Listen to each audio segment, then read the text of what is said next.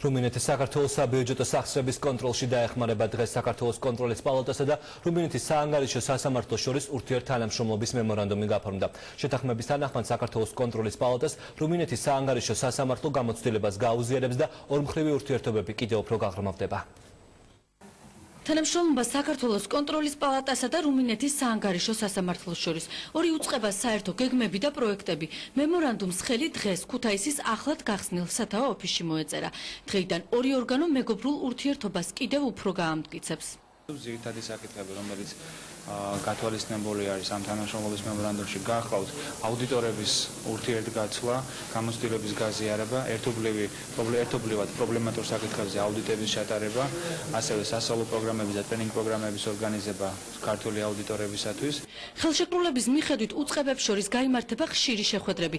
სახელმწიფო ბიუჯეტის კუთხით მემორანდუმის ხელმომწერები ერთმანეთს პროფესიულ გამოცდილებას გაუზიარებენ. ჩატარდება ერთობლივი ტრეინინგები და სემინარები.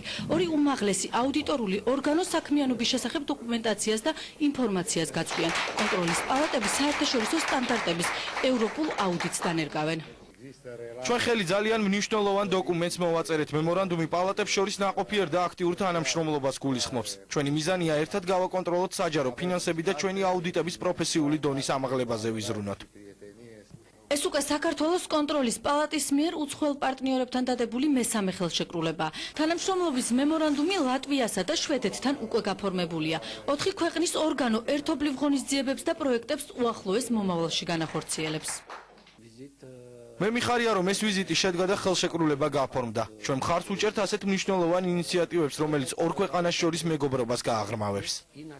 საქართველოს კონტროლის პალატა უცხოელ პარტნიორებთან ურთიერთობას მომავალშიც განაგრძობს. მხარეები თანხმდებიან, რომ მსგავსი ხელშეკრულება ქვეყნებს შორის ურთიერთობის გაღრმავებას და საქართველოს ევროპულ თანამედროვე ქვეყნად ჩამოყალიბებას შეუწყობს ხელს.